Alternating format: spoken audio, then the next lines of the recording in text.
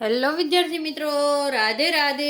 તો આજે તમારા માટે એક ગુડ ન્યૂઝ આવી ગયા છે, જેની આપણે કાગડોળે રાહ જોતા હતા કે ટેટ 2 ક્યારે આવશે. બરાબર, તો બધી જ માહિતી આપણે અહીંયા આપવાના છે. તો વિડીયોને છેલ્લે સુધી જોજો, ચેનલને સબસ્ક્રાઈબ કરી દેજો, વિડીયોને લાઈક કરી દેજો. તો ટેટ 2 છે ને મિત્રો, ક્યારે આવશે એ આપણે ઘણા મિત્રો કમેન્ટમાં આપણને પૂછતા હતા. તો જે ટેટ 2 માટેની ફાઇલ છે એ મંજૂરી માટે મૂકવામાં આવી હતી. બરાબર, મંજૂરી માટે મૂકવામાં આવી હતી, એને હવે મંજૂરી મળી ગઈ છે. એટલે ટૂંક સમયમાં તમારે ટેટ 2 ની નોટિફિકેશન આવી શકે છે. સમજી લો કે આ મહિનાના એન્ડ સુધીમાં આ આવી શકે છે, અથવા તો આવતા મહિનામાં 100% તમારી ટેટ 2 ની નોટિફિકેશન આવી જશે. અને તમને ખબર છે મિત્રો કે જેવી નોટિફિકેશન આવે એવા જ ફોર્મ ભરાવાનું શરૂ થતું હોય છે.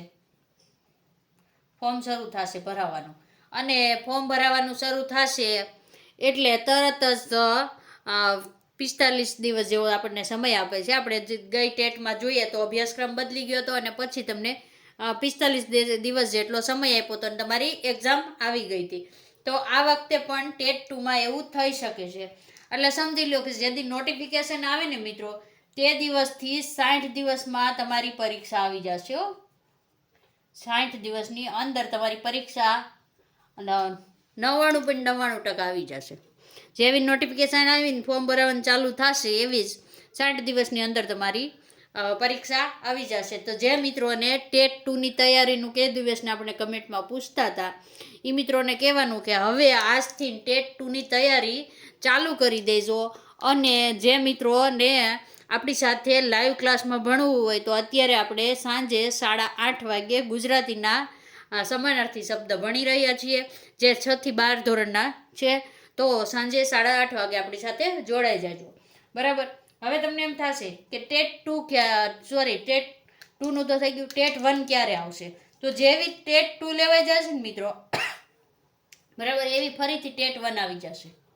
શું કામ એમ કહું છું?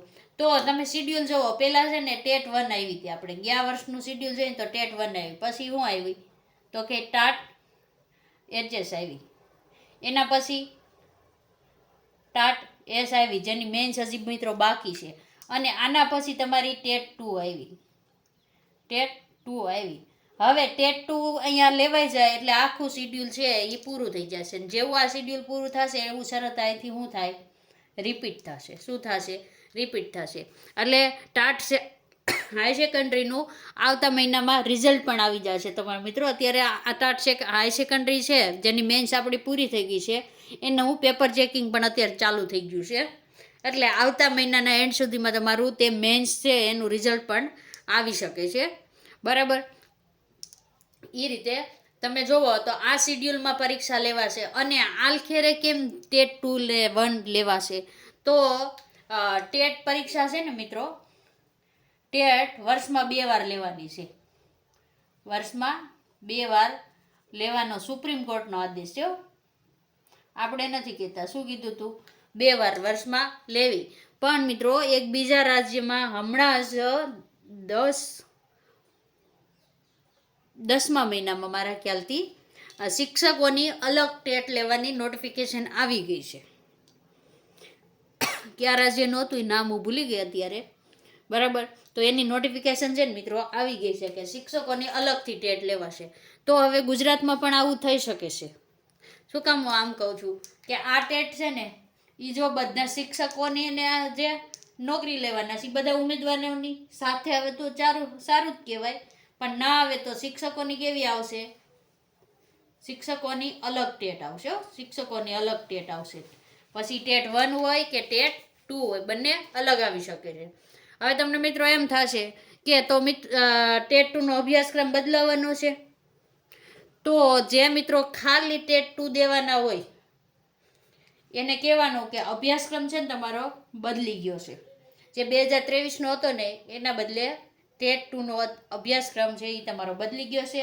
અને એ અભ્યાસક્રમ તમારો ક્યારે બદલ્યો છે કે ટેટ 1 2025ની જ્યારે એક્ઝામ હતી ત્યારે એનો અભ્યાસક્રમ જે સીટેટ પ્રમાણે આવ્યો હતો આપણે. બરાબર, ત્યારે તમારો આની સાથે જ તમારો ટેટ 2નો અભ્યાસક્રમ પણ બદલી ગયો છે. ટેટ 2નો અભ્યાસક્રમ બદલી ગયો છે. એટલે જોઈ લેજો, ટેટ 1નો અભ્યાસક્રમ હતો એની સાથે જ ટેટ 2નો પણ અભ્યાસક્રમ બદલીને આવી ગયો છે. એટલે હવે તમારે ટેટ 2ની તૈયારી કરવી હોય તો આ વર્ષે કેવા અભ્યાસક્રમ થશે? નવા અભ્યાસક્રમ સાથે થશે. એટલે જે મિત્રોને તૈયારી કરવાની હોય ને એને પહેલાં શું કરાય મિત્રો, કે પહેલાં તો નવો અભ્યાસક્રમ છે ને એક બુકમાં લખી લેવાય, પછી કયા ટોપિક છે ને એ જ ટોપિક તૈયાર કરાય. અને મિત્રો તમે જુઓ ને તો 6 થી 8માં ઘણી ટેક્સ્ટ બુક પણ બદલી ગઈ છે, બરાબર? તો એ પણ એક નજર નાખી લેજો શાળા મિત્રની એપ ડાઉનલોડ કરીને પ્લે સ્ટોરમાંથી. અને જે નવી ટેક્સ્ટ બુક છે 2024ની એ પણ નજર નાખીને તૈયાર કરી લેજો. હવે ટેટ 2માં તમને ખબર છે કે 2 પેપર હોય છે, એટલે 75 માર્કના હોય, બરાબર?